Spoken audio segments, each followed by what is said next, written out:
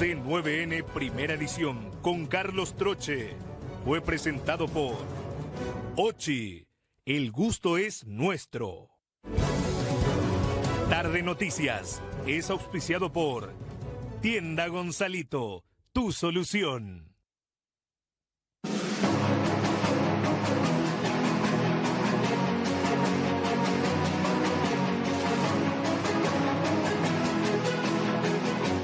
Que estuvieron involucrados en este tema. Eso se está haciendo en paralelo. Pero esa es una etapa que a nosotros el señor presidente nos dijo, déjenle al equipo jurídico para que analicen esto. Ustedes los técnicos queremos que estén abocados en cómo hacer llegar agua al Chaco cuanto antes. Para reiterar nada más, ingeniero, ¿cuántas personas o pobladores están afectados por esta situación calamitosa que está viviendo el Chaco paraguayo? Lo que te puedo decir es una cuestión de censo y de estadísticas. El 3,5% de toda nuestra población está en el Chaco, ¿ok? Así que parte de esa solución es la que tendría la posibilidad de tener a través del acueducto la llegada al agua, porque este acueducto, si bien es cierto, llega primero a Loma Plata y de ahí se distribuye a otros lugares como ser Filadelfia, Noiland, Mariscal Rivia, Lolita, etcétera, etcétera. No cubre todo el Chaco paraguayo. Esa es otra cuestión que salió acá, que surgió, que dijo justamente el gobernador del presidente Hayes, dijo, señor, este tema de acueducto, gracias a Dios beneficia principalmente al departamento de Boquerón, pero también el departamento del presidente Hayes tiene sus necesidades, ¿verdad? O sea que él ya tocó el tema también de más adelante ir viendo otro acueducto para el departamento del presidente Hayes. Hoy día que la solución no iría por parchar, por reparar esto, sino más bien la construcción de un acueducto nuevo, tengo entendido, atendiendo que refieren que costaría casi lo mismo que costó la construcción de este acueducto. Lo más fácil para nosotros es hacer de nuevo y hacer de cero los 203 kilómetros. Eso es lo más costoso y lo más oneroso. ¿Hay dinero para eso? En este momento no hay absolutamente nada. Seguramente se va a tener que ver a través de un organismo internacional o a través de, no sé, gente como Itaipú, pero no quiero hablar de ese tema porque realmente ese tema no tocamos. Esa es, efectivamente, sí, la peor situación en la cual tenemos, ¿ok? Que no tenemos que dejar de pensar. Pero hoy día el acueducto no está funcionando definitivamente. Correcto. Es correcto. ¿Qué se llegó a la reunión? ¿Qué es lo que se definió ahora que se va a hacer inmediatamente? Se le socializó a los otros ministros del Poder Ejecutivo cuál es la situación real. El ministro del CEN, de la Secretaría de Emergencia, es el que está coordinando en este momento todo el transporte del agua a nuestros hermanos, sobre todo indígenas. Estuvo comentando de que justamente por culpa de la falta de este acueducto tenemos que incurrir en todo este tema donde no es que somos lo más eficientes que digamos, ¿verdad? Si uno tiene una canilla con agua, es lógicamente mucho más eficiente que estar llevando camiones cisternas a las distintas comunidades indígenas para que esos puedan tener esos recursos. En general, ¿cómo se encuentran con las deudas que tiene el MOPC con las vialeras? ¿Cuál es la situación actual? Ese ya es otro tema. ¿Podríamos ampliar también eso? Sí, el MOPC está trabajando en eso. Lo que es deudas de fondo externo, estamos pudiendo cubrir mediante que hemos hablado con las autoridades del Ministerio de Hacienda en levantar el tope fiscal. Anteriormente era del 1,5, ahora se levantó prácticamente a 4, ¿verdad? Y mediante eso todos los recursos que tenemos de fondo externo se le está pagando a las vialeras. O sea, por un lado, gran oxígeno, ¿ok?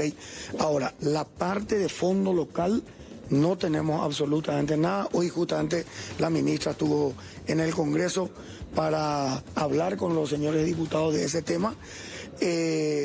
Hay un compromiso de parte del Ministerio de Economía en ver la posibilidad de emitir bonos y con esos bonos saldar las deudas de la parte de contrapartida local o parte de las deudas a las empresas contratistas.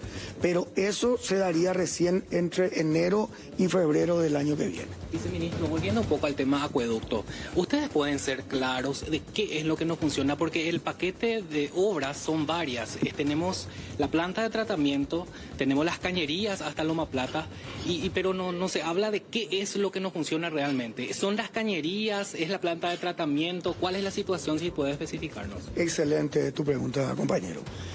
La planta de tratamiento no tiene ningún problema. Las estaciones de bombeo no tienen ningún problema. El reservorio que está ubicado en Loma Plata tampoco tiene ningún problema. El problema son las tuberías, correcto. Desde el inicio, desde Puerto Casado hasta Loma Plata, 203 kilómetros. Y la zona de Mariscal Estigarribia, esas cañerías que se colocaron también después y que llegaban a las comunidades indígenas y compañía, están sin agua nomás. Funcionan, pero están sin agua. Correcto. El paquete total, estamos hablando de tubería de más de 500 kilómetros, algo así como 530, por decirte así. Vamos a decir, los 200 primeros kilómetros son la parte crítica. Según me informaron, ¿ok?, el resto de las tuberías no tiene mayores problemas, ¿ok? El resto de los otros 300 kilómetros no tienen problema. Yo soy de la teoría, quiero ver para creer, ¿ok? Entonces, hagamos llegar primeramente el agua a Loma Plata, carguemos todos nuestros reservorios, a partir de ahí empecemos a distribuir a los otros reservorios y ojalá que, así como me informaron, que no haya ningún problema, que eso pueda llegar a todos los otros lugares y destinos. Sí, ministro, ¿pero qué es el problema de las cañerías? ¿No se usaron los elementos necesarios, de buena calidad, los caños? El tema de las tuberías es algo increíble para mí, ¿verdad? Tendría que haber sido de un diámetro uniforme. Y acá se compraron 3 diámetros de tubería. De 600 milímetros, de 500 milímetros y de 450 milímetros. Hay que aclarar que eso en su momento proveyó el MOPC.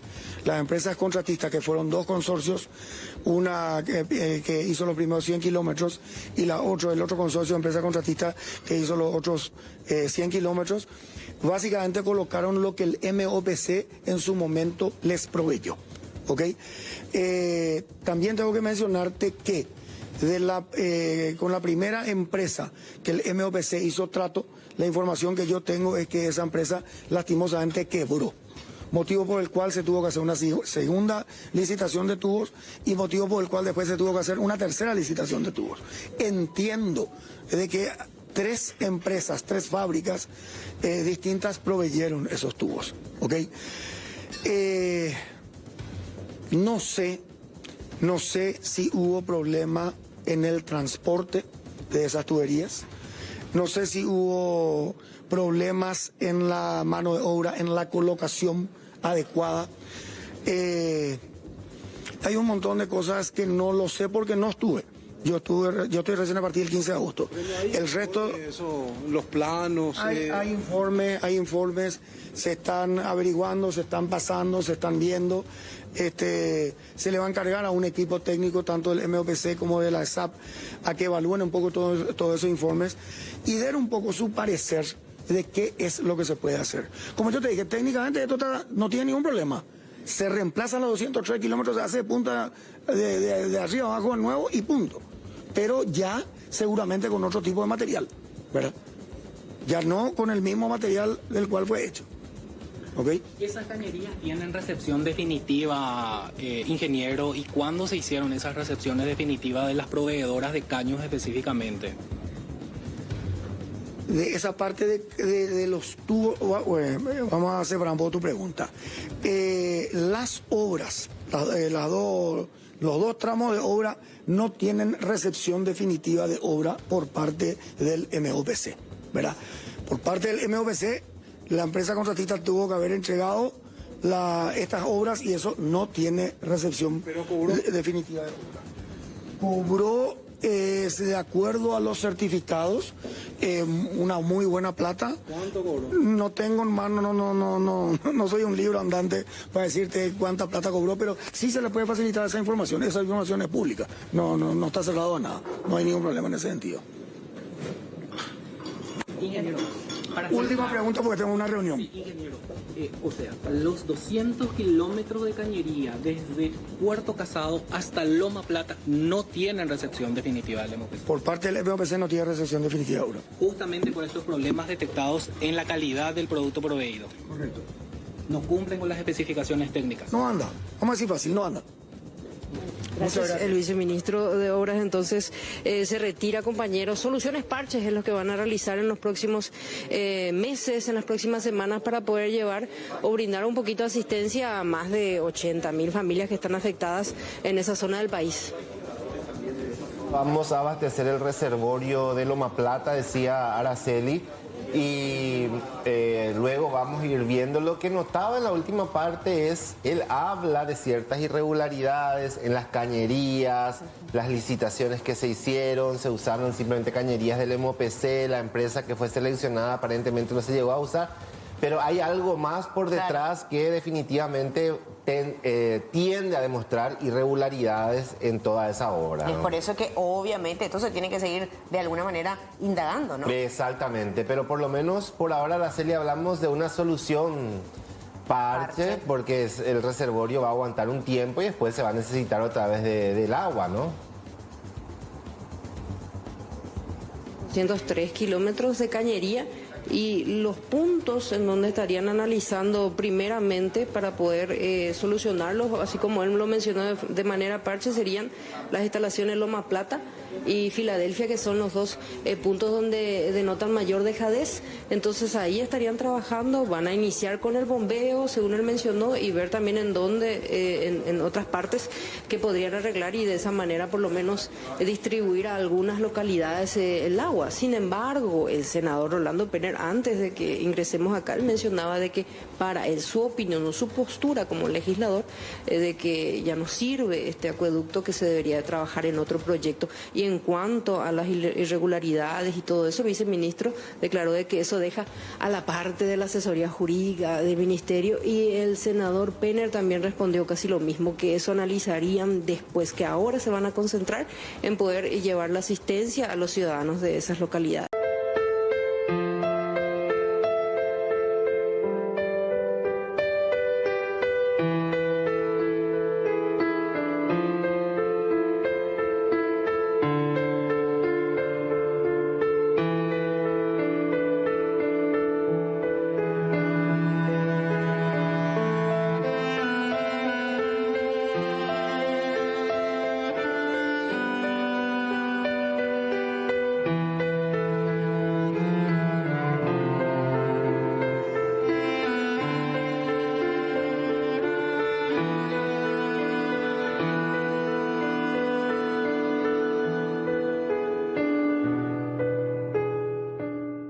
Bueno, hablar de números y estadísticas que nos dan un panorama actual de la situación en nuestro país. De hecho, que luego del último censo, las estadísticas hablan de un 82% de aumento de pobreza extrema en zonas urbanas en Paraguay. Zonas donde se observa y donde se acentúan estas cifras, de acuerdo al INE. La pobreza monetaria total que se obtiene de la suma de la pobreza no extrema y la pobreza extrema, registrando de esta manera un 24.7%, es lo que establece. Estamos hablando solo de más de 280.000 ciudadanos que en el 2021 estaban en esas condiciones, y esto subió a más de 414.000, casi llegó a duplicar esto, y hablamos más o menos de 130.000 y un poco más de los que viven en esa franja extrema. Exactamente, y repasando simplemente esos números, en zona urbana la cantidad de personas en condición vulnerable aumentó un 82% en un año y pasó de 77.000 a 141.400 aproximadamente. Y en términos de porcentajes, la pobreza extrema fue del 5,6%, nivel que no llegaba desde el 2016, incluso ni en tiempos de pandemia, que fue en el 2020 y 2021.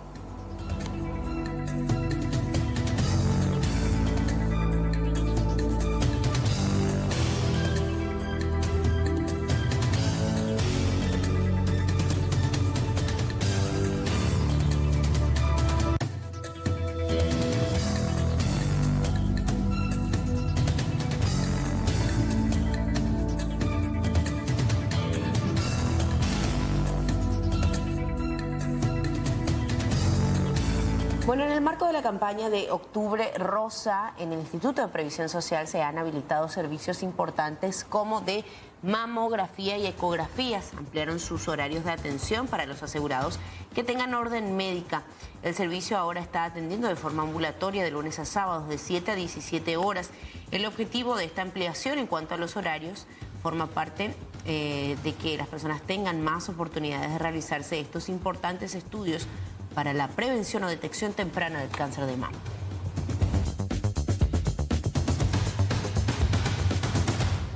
Ayer nada más la ministra de Salud advertía de que para finales de noviembre podíamos tener el ingreso, ella hablaba de ingreso inminente del dengue tipo 3 y en ese contexto se van preparando también las diferentes instituciones. En este caso hablamos del IPS que está preparando una serie de capacitaciones dirigidas a su personal de salud, esto en los distintos servicios del Hospital Central para enfrentar una eventual epidemia del dengue. Las mujeres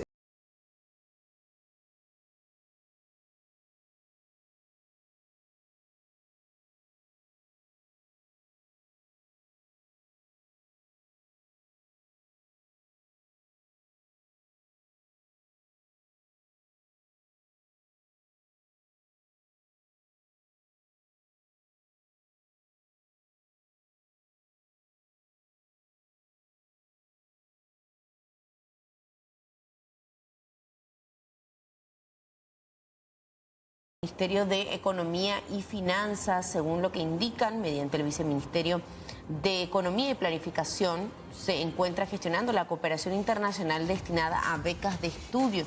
Las becas están enfocadas en las áreas de ciencias sociales, ingeniería y tecnología, humanidades, ciencias agrícolas, exactas y naturales, con un financiamiento total o parcial. Van dirigidas al sector público y a la ciudadanía en general. La gran mayoría de los cursos son en español, inglés y francés.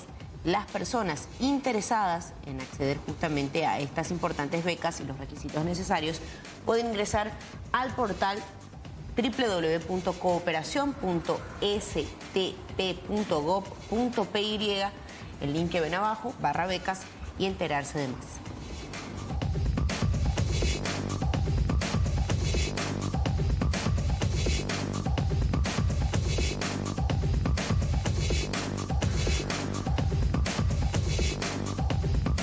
Bueno, y lastimosamente el temporal que se dio ayer terminó cobrándose la vida de una madre y su pequeño hijo. Esto en el departamento de Itapúa. Ellos murieron prácticamente en el acto luego de que este enorme árbol cayera sobre ellos. Fueron encontrados bajo los escombros. Que mata, pero eso para allá nada más chico segunda vez en Valle. Entonces para ayudar. Mi hermano ¿cuánto señora? Mi cuña que era hija sí, una señora flaquita con su hijo, no sé, 5 o 7 años. 5 o 7 años. Por ahí tiene. Ambos murieron ahora. Sí, murieron los dos. ¿Ustedes son vecinos acá del lugar? ¿Son vecinos acá del lugar? Sí. ¿Le conocían a la señora? Sí. La señora sí. A su hijo. Sí, mi amiguita. ¿Tu amiguita? Por eso, calidad. Nosotros estábamos ahí con el amigo al costado de la casa y había viento fuerte, los relámpagos y de repente, como te digo, escuchamos un estruendo y ahí miré a mi costado y vi que parecía en cámara lenta venía el árbol y cayó sobre la casa. Muy cerca de la casa de ustedes y por la casa del vecino, ¿verdad? De la vecina, ¿verdad? Sí, como te digo, aplastó por completo la casa y no pudimos hacer absolutamente nada en medio de la desesperación. Pasamos allá para ver si podíamos ayudar en alguna cosa y no. Yo al menos de mi parte pasé, le grité a la señora, al chiquito y nadie respondía. Y nada, en realidad una desgracia. Muy fuerte, ¿verdad? ¿Ellos vivían solos, vivían con alguien más acá? Era una familia de 3 y el marido no sabría decirte en dónde se encuentra, ¿verdad? Y la señora estuvo trabajando durante 3 días, no vino a la casa, ¿me entiendes? Y justo ayer como al mediodía creería yo que vino. Y para la noche pasó esto. Tuvimos que levantar esto porque con los bomberos porque o si no, si es que esta persona estaba con vida, nosotros podríamos ayudar que más rápido se produzca eso, pero la forma en que quedó ya explica que no se podía hacer más nada, ¿verdad? De apellido Benítez la señora, 31 años tiene la misma, y su hijo de 4 años. Pero hablamos por otra parte del día 2 de las manifestaciones por parte de los desvinculados de Itaipú en situaciones irregulares. Así se dio la jornada de hoy, las movilizaciones por parte de los afectados y sus familiares. Sacrifiqué todo, di todo de mí, la verdad di todo de mí realmente.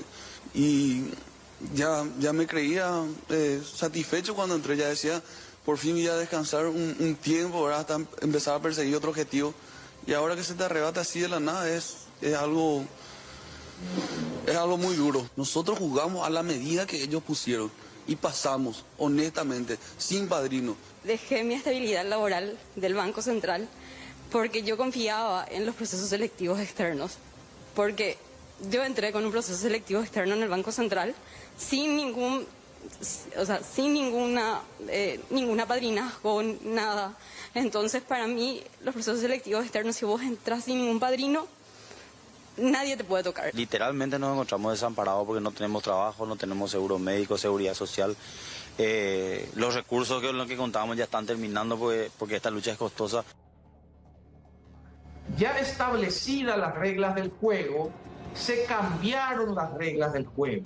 Se bajaron los porcentajes mínimos de admisión, se dibujaron algunos perfiles en los cuales de los 20.000 compatriotas que podían concursar, no iban a poder luego cumplir porque se establecían requisitos de, por ejemplo, cursos muy específicos que solamente funcionarios o aprendices de la Itaipú habían accedido con anterioridad. Más de 15 de los seleccionados son parientes directos de altas autoridades de la Itaipú.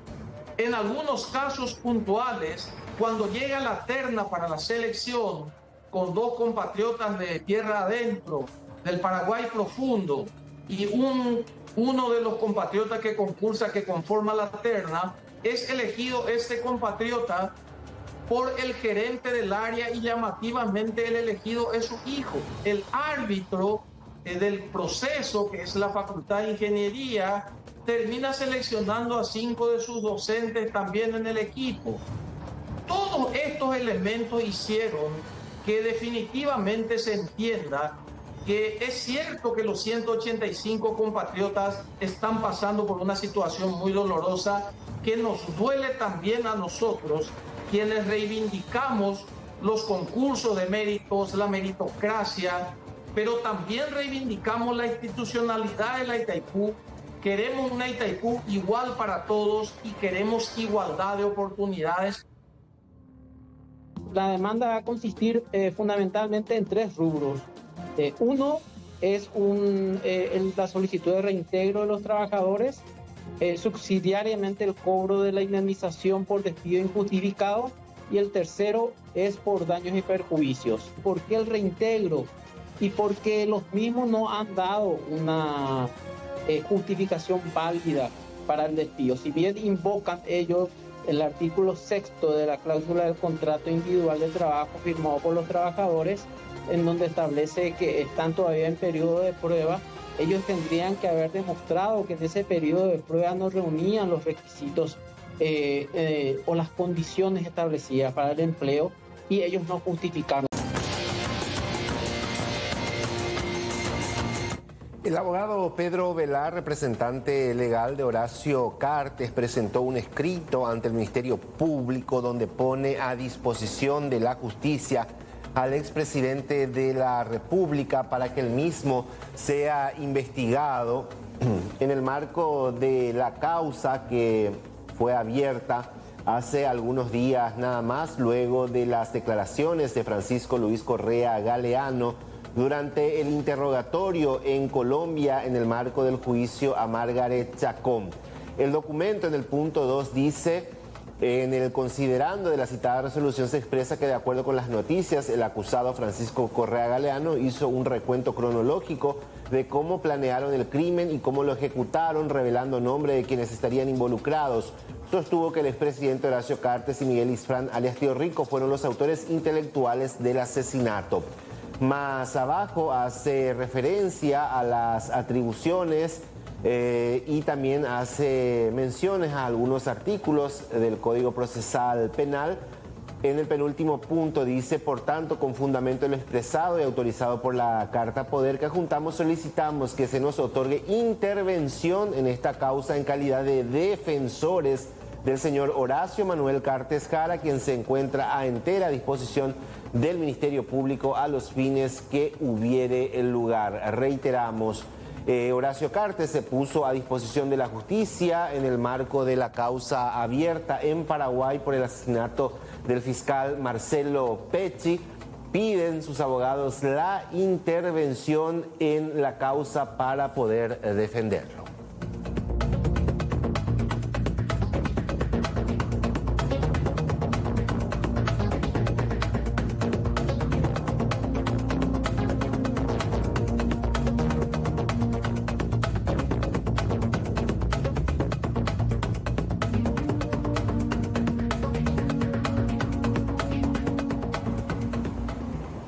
Bueno, nosotros queremos hablar y abordar un tema que de hecho fue un poco recurrente también estas semanas, todo lo que pasa en el Instituto Penal de Tacumbú, las tensiones que se generaron y la cantidad hoy por hoy de reclusos que guardan reclusión justamente en este punto. Está con nosotros el director, a quien le agradecemos por su tiempo, Luis Esquivel. ¿Cómo le va? Buenas tardes. Buenas tardes, saludos a toda la audiencia. Bueno, ¿qué tal está la situación, director, por la cárcel? ¿La situación volvió a la normalidad ya? Bueno, dentro de la población penitenciaria la población está tranquila. Estoy trabajando con personal mínimo, pero operacional. La penitenciaria está operando. Cuando hablamos de personal mínimo, para tener en cuenta más o menos de cuántos funcionarios estamos hablando. Y hoy entraron a trabajar 20 personas. El cual se distribuyó adentro y hay un grupo de agentes penitenciarios que están apostados afuera y ellos están cubriendo el lado del frente y los costados. Ahora, este es el número, no es el número que generalmente se tiene, ¿no? Están trabajando con menos personal tratando de cubrir la seguridad dentro del presidio. Así mismo, efectivamente es así. Director, ¿cómo está el tema de ingresos? ¿Actualmente se está dando, por ahora no, por la situación misma? ¿Cuál es el funcionamiento hoy? Bueno, la Penitenciaría Nacional de Tacumbú está cerrado por resolución del Ministerio de Justicia. No se está recibiendo internos nuevos y tampoco internos de otras penitenciarías. Siempre se habla, director, hay un mayor número de personas que están solamente procesadas y un bajo número de condenados en Tacumbú. Efectivamente.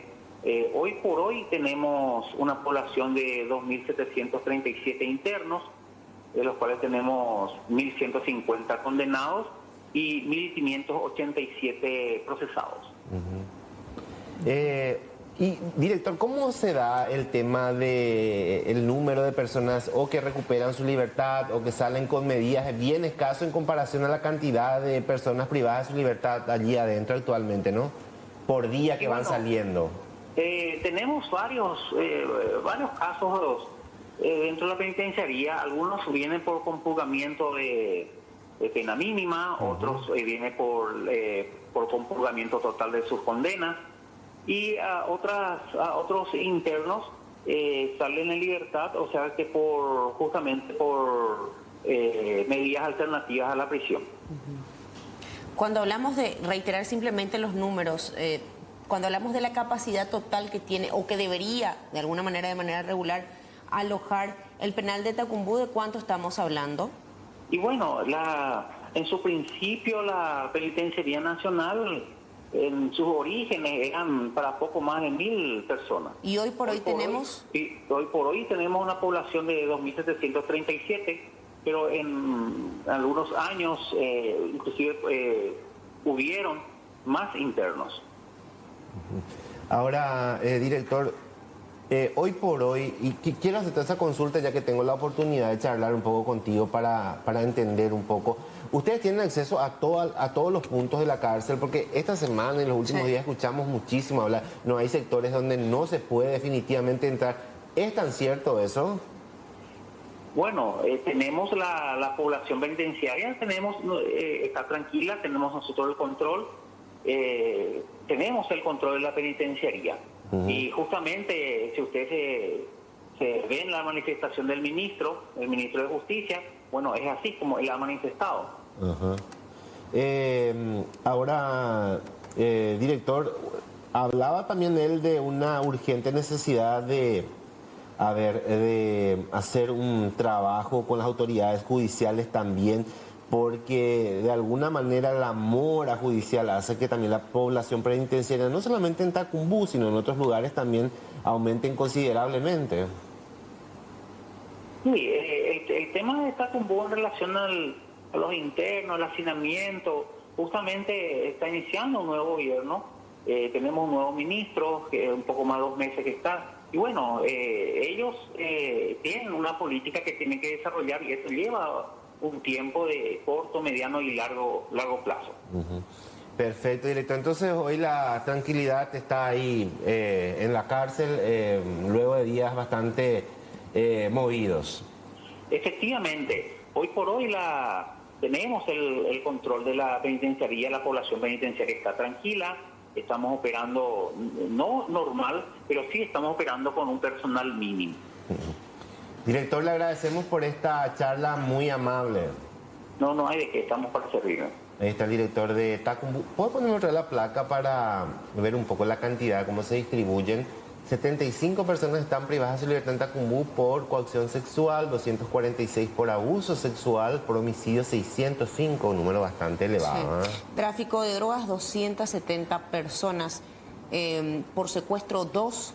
Por estafa, 18 personas. Robo, 910 y hurto, 385. Sí, son muchos, Ahí hablamos de... Bueno, 1.599 procesados y 1.150 condenados. Habría que ver el número de personas privadas por caso, porque no condice con la cantidad total, ¿verdad? Porque 2.700, sí, él mencionó. Bueno, esa es entonces la situación actualmente de Tacumbú.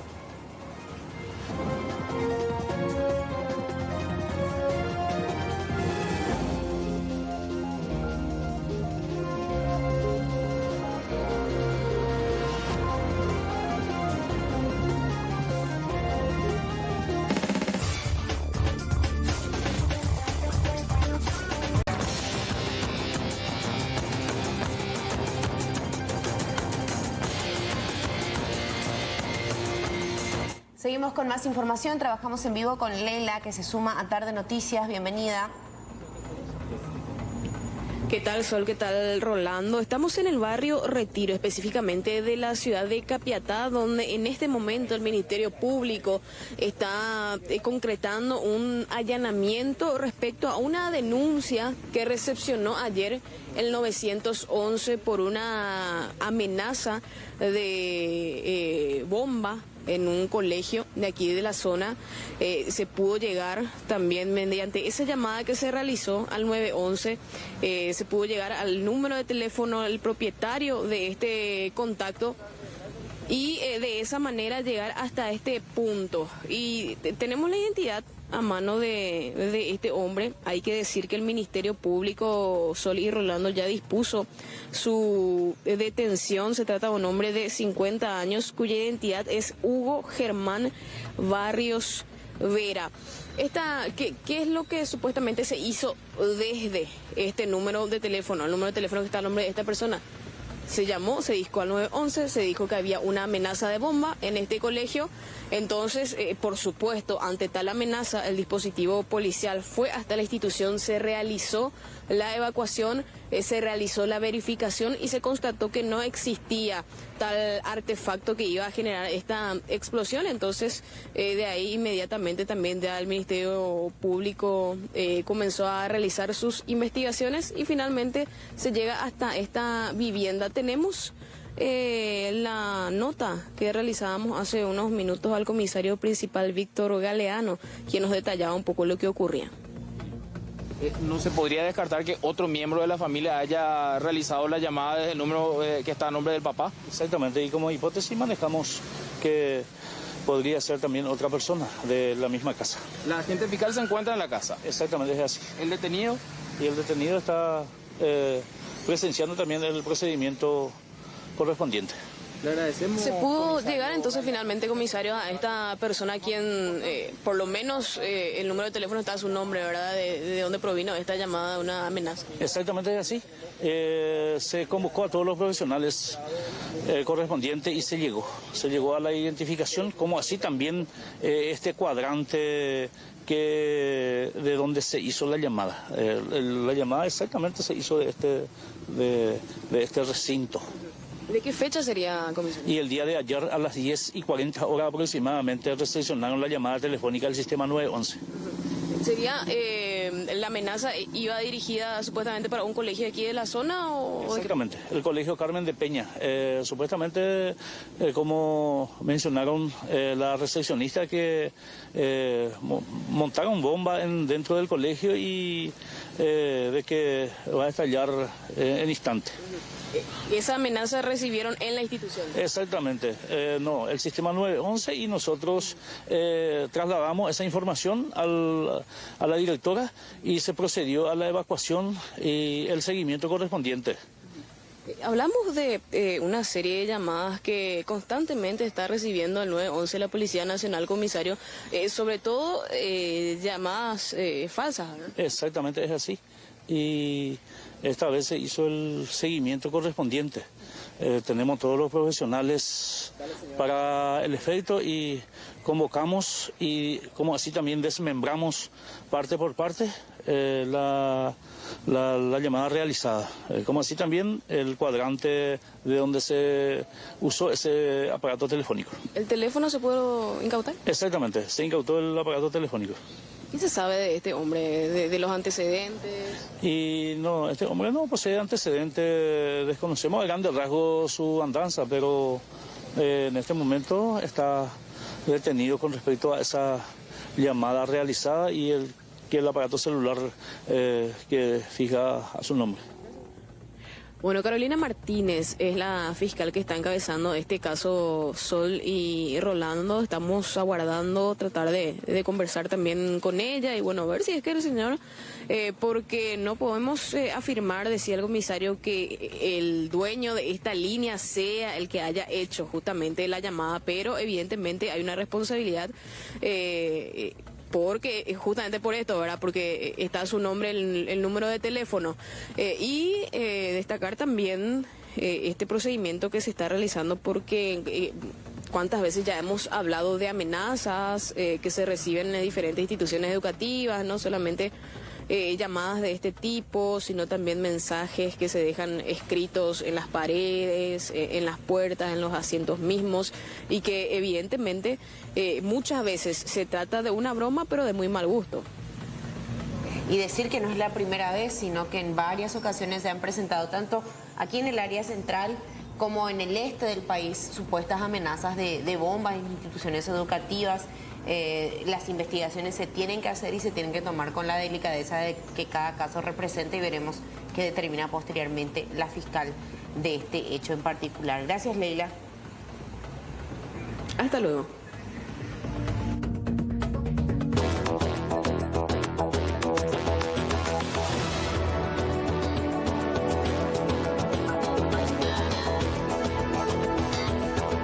Noticia internacional destacada a estas horas, Sol, nos lleva a Medio Oriente porque se habla de una tragedia sin precedentes, ya en sí la guerra, pero en su día 11 un hospital árabe en Gaza fue afectado por un misil que por lo menos había cobrado la vida de cerca de 500 personas que estaban dentro de este hospital. Por un lado, Israel menciona que esto se dio cuando uno de los cohetes lanzados por Hamás desvió el trayecto y terminó cayendo por el hospital. Y por otra parte, Hamás acusa a Israel de este bombardeo. Lo cierto es que todos los países están condenando en estos momentos este ataque que terminó con la vida de cientos de personas en un hospital árabe, reiteramos, de Gaza. La información más destacada a estas horas, algo sin precedentes por la cantidad de personas fallecidas que preliminarmente se habla. Cerca de 500 personas hospitalizadas que terminaron perdiendo la vida. Noticia destacada en el ámbito internacional a estas horas. Por otra parte, también resaltar que según cadenas internacionales, un alto portavoz de Hamás había dicho que si Israel cesa el fuego, eventualmente podría darse la liberación de todos los rehenes.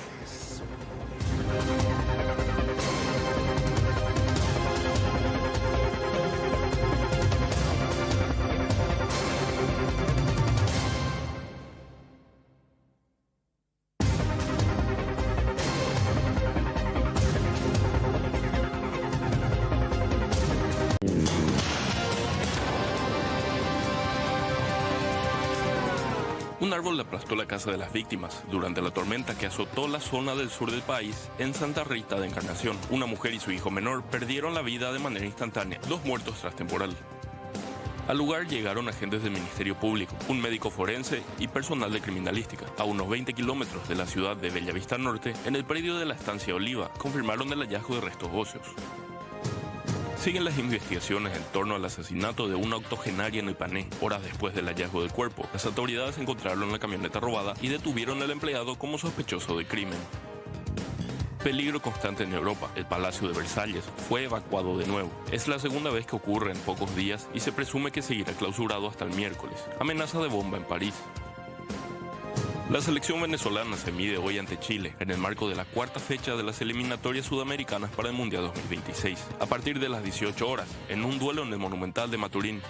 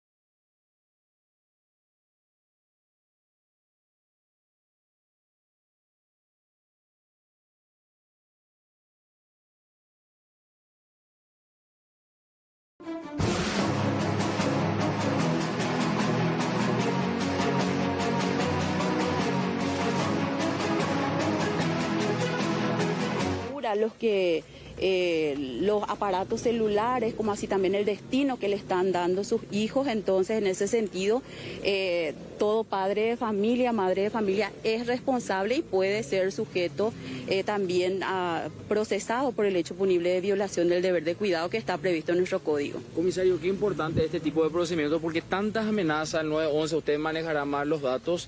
Esto puede ser un ejemplo también para que la gente sepa que la policía va a actuar, no hay bromas en este aspecto. Y ese es justamente el mensaje que queremos dar e intensificar. Todos estos hechos de supuestas amenazas que para el joven o adolescente o niño puede ser que sea broma. Como verán ustedes, el aparato del Estado, tanto la Policía Nacional, también el Ministerio Público y todos los actores que trabajamos en esto no es un simple hecho de broma, amenazar con un hecho punible, en este caso contra la vida. Estamos llegando nosotros a identificar al 100% de todas estas acciones que se hacen y Normalmente, si el niño es inimputable, siempre el responsable, como decía la doctora, el padre. Si el niño es imputable ya, por supuesto, tiene un proceso y eso hace muchas veces que ese niño inclusive pueda salir de esa institución educativa, someterse a un estudio y a un tratamiento psicológico, pero lo más importante es que entiendan los padres que el control parental en un dispositivo, en un aparato telefónico, no es instalar una aplicación. El control parental es que papá realmente sepa qué es lo que hace su hijo con ese dispositivo y en ese dispositivo. Reitero, estos trabajos es sumamente traumático para la sociedad porque imagínense, a veces se suspende toda una clase, se suspende inclusive actividades que deberían desarrollarse en aula. Entonces es por eso que el Estado o las instituciones que trabajamos en ello lo tomamos con toda la seriedad y siempre estamos llegando a las personas que lo hacen, sea menor o sea adolescente o sea adulto. Ahora, como verán, hoy llegamos esto gracias a todo el trabajo técnico que hizo, también con la colaboración muy oportuna de la comisaría, que llegaron tan rápido en el lugar donde estaba el dispositivo señalado, y hoy creo que tenemos el 99% de este hecho ya aclarado. Gracias. Comisario, ahí está el comisario principal Diosnel Alarcón entonces. Bueno, lo que mencionábamos, ¿verdad? Escuchábamos anteriormente también a la fiscal Carolina Martínez. Vamos a ver qué menciona el detenido. No sé, a mí me tomó de sorpresa esta mañana. ¿Vos no hiciste la llamada? Claro que no. Yo trabajo de mañana hasta la noche prácticamente, no. ¿Y crees que tu hijo pudo haber hecho la llamada? Pudo haber sido. ¿Alguna vez hizo algo similar? ¿Vos le controlás siempre? Nunca hizo algo similar. ¿Y él puede manipular tu teléfono? Mi teléfono no, pero este teléfono que se utilizó es el que normalmente utiliza mi hijo para ver sus videos, ¿verdad? El más chiquito. ¿Y qué le dijiste a tu hijo? ¿Le pudiste hablar? No le pude hablar todavía. Ahora. ¿A qué te dedicas vos, don Hugo? Yo soy técnico en refrigeración. Gracias. Bueno, la persona detenida, hablamos de Hugo Germán Barrios Vera, entonces, quien ya queda a disposición también del Ministerio Público con esta detención. Decíamos también la incautación del teléfono celular y estas cuestiones que se suelen dar también, lamentablemente, ¿verdad? De llamadas que muchas veces son bromas, y bueno, ahora termina con un precedente de esta manera que puede ser ejemplo para muchos también que estén mirando y que puede ser o no que hayan realizado o estén pensando en realizar un hecho como este, ¿verdad? Porque definitivamente para las personas que no saben, existen medios técnicos para detectar de dónde proviene la llamada, y de hecho eso permitió llegar a esta ubicación donde le daba el teléfono que se habría utilizado para hacer esta advertencia falsa, por cierto, y que termina de esta manera. No es la primera vez, en otras ocasiones otras personas también fueron detenidas e imputadas, así es que queda ahí la advertencia. Lela, había que investigar si se utilizó el número del señor o qué fue lo que pasó realmente con su teléfono. Exactamente, y eso es lo que se va a buscar determinar ahora con la grabación de la llamada, decía la fiscal Rolando, porque eso queda registrado también en el sistema de 911. Y bueno, ver si es que de esa manera se puede definir también en realidad quién hizo esta llamada, ¿verdad? Ayer a las 10 de la mañana aproximadamente al 911 con esta amenaza de este colegio. Gracias, Leila, gracias por el seguimiento de este caso que llamó la atención y que sin duda alertó a las autoridades.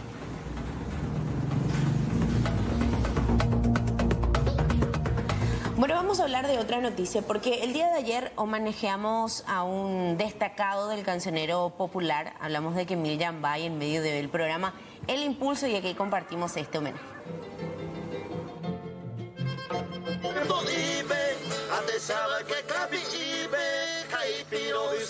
Un viaje con Don Kemil Casiñay. Casiñay, sí. Y una peculiaridad de él es que nunca se queda dormido en la cabina. Ponerle que una fiesta terminaba a la 1, a las 2, 2:30 de la madrugada. Y el chofer, nosotros teníamos que sí o sí volver. Y él estaba al lado y nunca durmió por el camino. Siempre estaba atento. Parecía que él veía. y sentía la velocidad del vehículo. Para es como si fuera que él presentía todo. No veía, pero presentía todo. Él era un señor que yo creo que después de ciego tenía otra capacidad. Otra capacidad, tenía un instinto diferente. ¿Cómo se conocieron con el maestro Kemil? Y fue en una de sus actuaciones, cuando yo era joven, no tenía ni 20 años todavía, y él iba a estar presente en un restaurante donde que él iba a actuar, y cuando eso estaba muy de moda su mocoy y a todo el mundo le gustaba, pero yo a él personalmente no lo conocía. Y nos hicimos así de ¿cómo se dice? Nos hicimos el convite con las amigas, las vecinas, así, me dijeron para irnos y nos fuimos al lugar donde que iba a estar actuando.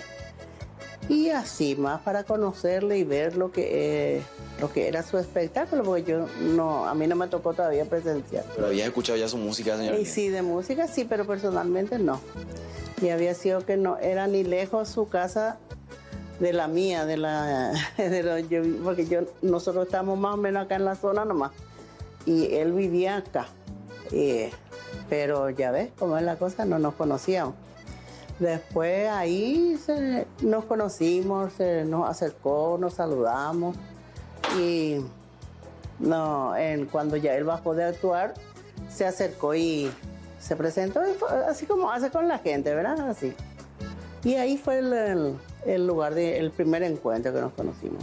La verdad que una lucha por el quedarse, pues es lo que no es que ¿cómo te iba a decir? Para ser papá y seguir la escuela y todas esas cosas, él no podía porque por motivo de su trabajo.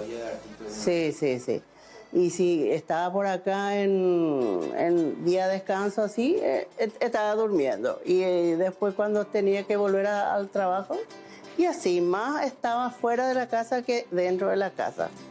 Pero siempre que estaba cerca por acá, así, él nunca dejó de llegar a dormir acá, ¿verdad? No, es que no nos veíamos. A veces había giras que él se iba en semana, cuando se iba por la zona de Argentina o se iba a Buenos Aires. Eso sí demoraba más, tardaba más. Anteriormente pues se hacían las giras y se hacían 5 o 6 presentaciones así de una vez, así un día acá, otro día más allá y así. Cuando termina vienen otra vez.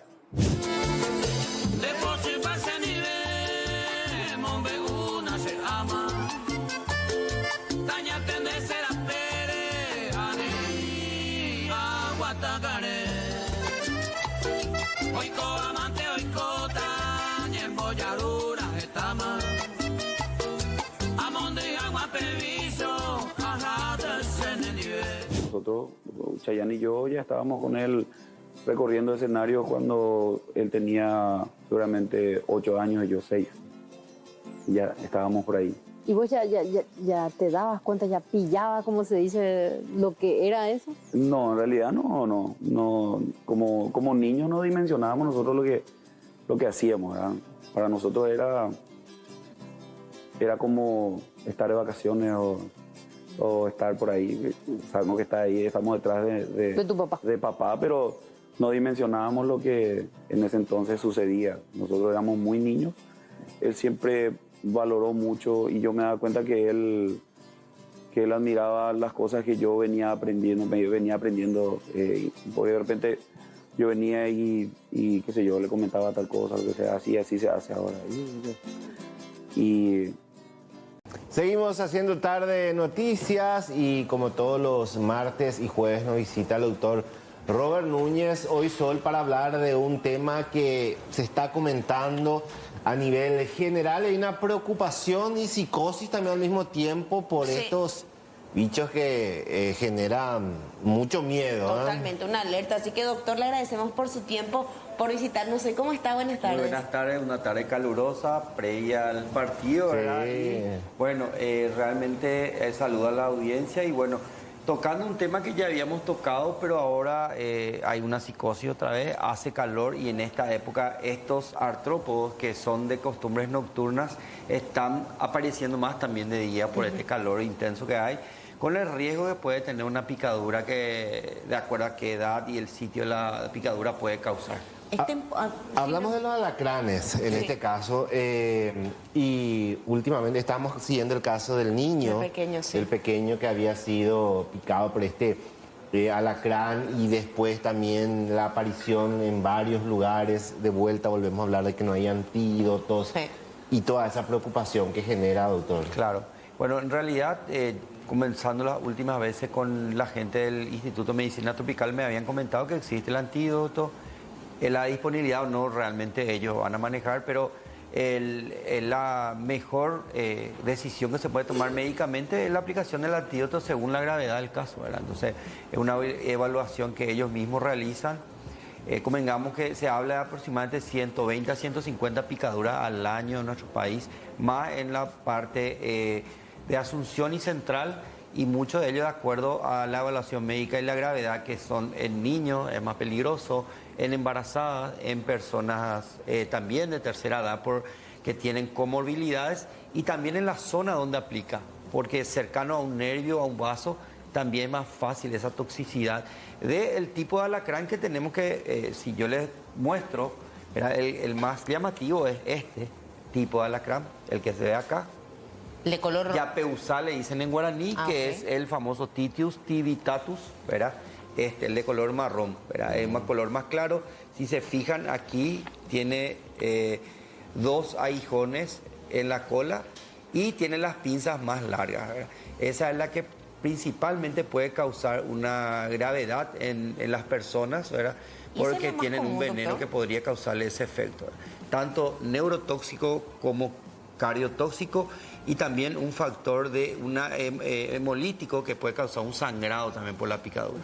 ¿Este es el más común o es el que representa más casos acá en nuestro país? El más común suele ser el que llamamos bochurus, ¿verdad? Que tenemos aquí abajo, que el negro es el menos ponzoñoso, ¿verdad? En gente que tiene una predisposición alérgica puede reaccionar y dar también una reacción alérgica, pero el que tenemos acá arriba, el marrón, es el que tiene la carga venenosa que puede eventualmente ser inclusive muy dañina, de acuerdo a, como les dije, el factor de riesgo que tiene.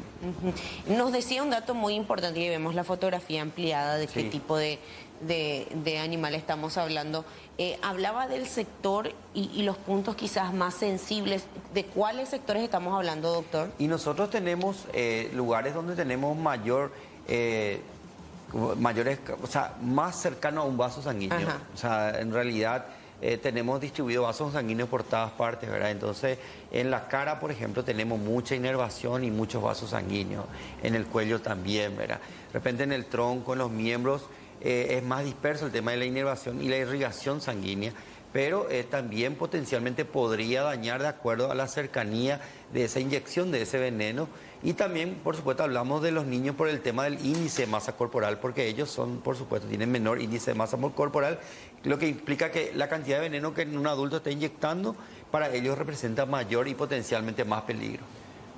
¿Afecta a los órganos una vez que se da la picadura, doctor? Se habla de que puede ser neurotóxico, una afectación, el veneno puede afectar el cerebro, cardiotóxico, una afectación a nivel del músculo del corazón, y se habla también que potencialmente puede causar una hemólisis, o sea, un sangrado, ¿verdad? ¿Qué pasa con la hemólisis? Él no tiene el cuerpo capacidad de coagular y eso potencialmente puede causar una hemorragia interna también. ¿Y qué es lo primero que hay que hacer? Lo habíamos charlado en aquella ocasión, pero para rememorar. Rememorando, claro. De picazón. Caso de una picadura, sí, es que conseguimos capturar o tener a mano para saber qué tipo de alacrán o escorpión es, poner hielo para calmar el dolor, porque duele mucho, el tratar de tomar un analgésico y consultar, sí o sí, porque se considera que es una urgencia médica el tema de la picadura, porque muchas veces no sabemos qué tipo es el que pica. Entonces, si tenemos nosotros aislado y si nos vamos sí o sí a consultar, vamos a saber los pasos a seguir. Si eventualmente en una observación, y más si en un niño, una embarazada, un anciano, ¿verdad? Tenemos la posibilidad de dejarlo en observación y ver la evolución. Cuando empieza a presentar alguna sintomatología médica importante, ya la derivación al Instituto de Medicina Tropical, que es el encargado de ver la posibilidad de los antídotos. Esta afectación a los órganos, doctor, se da de forma paulatina o inmediatamente luego el contacto ya es general. Se habla de una forma paulatina de afectación, por eso se habla de dejarle en observación muchas veces para ir viendo qué va pasando cuando tiene una afectación neurológica. Por supuesto, vamos a ir teniendo sintomatología neurológica, muchas veces del tema del mareo, una suerte de somnolencia y compañía. La parte cardio empieza seguramente ya afectando con una taquicardia. Eso ya te implica muchas veces que no puedas respirar y todo eso, ¿verdad? Ahora, el tema de hemólisis es más complicado porque es más difícil diagnosticar. Entonces, con más razón todavía tenemos que tener la posibilidad de quedarnos en observación en el lugar donde consultamos. Importante. La ventaja es que se cuenta que hay más picadura en Central y Asunción. Ahora, si en el interior, como había ocurrido aquella vez, cuesta un poco más. El tema justamente de esa acción rápida Así en cuanto a medicamentos, inyecciones pertinentes. Así mismo, y el antídoto El también. antídoto, exactamente. Vamos a seguir hablando de este tema. Vamos a hacer un pequeño paréntesis mientras también recibimos sus consultas al WhatsApp.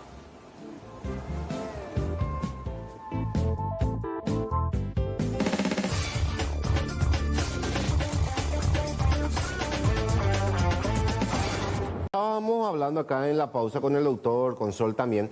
Hay una cuestión con el tema de los antídotos que Paraguay está recibiendo en septiembre. Creo que recibió vía cooperación porque hay contacto con los países del Mercosur, Brasil principalmente, traemos antídotos de Argentina también.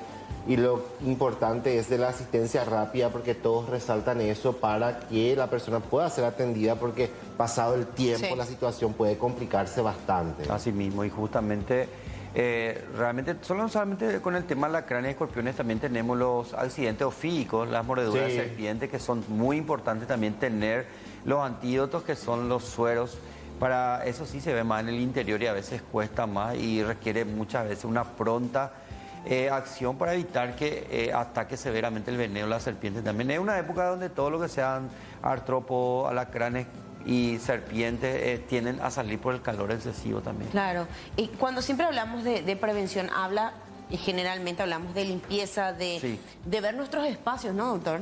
Bueno, nosotros no tenemos un insecticida, pues la verdad específico. Que no es un insecto, ¿verdad? Claro. No es un insecticida específico para los alacranes, pero sí podemos eliminar lo que comen, o sea, las cucarachas principalmente, ¿verdad? En nuestro país, y otros, ¿verdad? Pero principalmente hay muchas cucarachas. Nosotros eliminamos cucarachas y tenemos menos posibilidad de que ellos estén cazando a la noche, ¿verdad? Entonces, y también medidas generales que son tapar las rendijas, tratar de no estar descalzo en los lugares. Ellos siempre están más ahí escondidos, ¿verdad? En algunos agujeros. Entonces no meter la mano ahí, evitar que las criaturas vayan jugando y metan la mano en algunos agujeros y también todo tipo de limpieza general para evitar justamente. Y principalmente los calzados, porque los buscan calzados. mucho esconderse dentro de los calzados, a veces vos no te das cuenta del apuro y te pones está adentro. Realmente antes de calzarse siempre hay que tratar de revisar, antes de acostarse, tratar de extender un poquito esa sábana, ver que no haya nada escondido por ahí.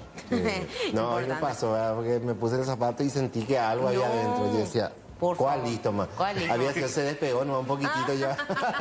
Ya le No, sí, a todos los pero es para tener miedo. Claro, es que te da ese miedo. Sí, totalmente. Me imagino que en todos estos años de trabajo, doctor, muchísimos casos también presentó así, ¿verdad? Por calzados o qué sé yo, ¿verdad? Encuentros realmente raros, ¿verdad? De estos especímenes que se puede dar en esta época. Se puede dar, justamente aquella vez que trajimos los dos que ya se desmembraron todo, ¿verdad? Teníamos de la casa de mi familiar, de mi hermano, que había en el pasto, ¿verdad? Y salía y ellos lo atrapaban y eran varios los casos y entre ellos inclusive el yapeusá, el que es un poquito venenoso. Entonces se ve, inclusive estoy hablando con uno de los chicos acá y me contó que En los departamentos inclusive están encontrando. Sí, se encuentra y también bastante. tenemos el tema cloacal que por ahí también puede estar. Entonces hay que tener cuidado realmente, usar los calzados, como dijimos, tapar las rendijas, tratar de mantener un control estricto cuando nos vamos a calzar y todo eso. Y por sobre todas las cosas, limpiar y tratar ahí de recurrir a un centro asistencial lo más rápido posible, porque a veces vos ves y decís, no, a este le pasa cualquier crimen. No, y si vos ves, no hacerte el valecho y a acercarte y porque te pica y puede causarte algún... No sabes qué reacción puedes tener si nunca te ha picado. Entonces. Para cerrar nomás, doctor, este número que se hablaba en estos días, creo que era 113, 120, algo por el estilo, ¿es un número importante o en comparación a lo que ustedes acompañan es un número dentro de todo aceptable? Y realmente es un número interesante ya para hacer una especie que no es que tenemos frecuentemente. Quiere decir, o sea, se mantiene, pero en estos últimos tiempos con el calor aumenta la picadura. Entonces hay que tener especial atención y aprovechar, ya que vamos a limpiar nuestras casas para evitar los criaderos, para combatir el dengue, vamos a aprovechar y limpiar también todo, ¿verdad? Sí. Hacemos un combo, 10 minutos por día, limpiar nuestra casa no nos va a hacer mal. Totalmente. Exacto, sí. Al contrario, es prevenir todo este tipo de situaciones, doctora. Así que No, le quiero comprometer nomás ya, doctora, que le estamos despidiendo. ¿Qué tal si el jueves hablamos, ahora que se habla del tipo 3, el dengue en los niños, cómo va a repercutir? ¿Te parece si hablamos el jueves? Claro que sí, le vamos a tomar ya eso como Sí, porque escuché que para finales de noviembre más o menos se espera que empiece a darse un registro. Lo que pasa es que importante. nosotros no hacemos caso hasta que empiece a activarse la alarma, entonces ahí no hay sistema de salud que soporte todo. Sí, es interesante saber si los niños pueden usar repelente, qué edad, todas esas cosas. Vamos a estar hablando el próximo jueves Muy con bien, el doctor. espectacular. Gracias, doctor, por su Muchas tiempo. gracias, que pasen muy bien. Sí.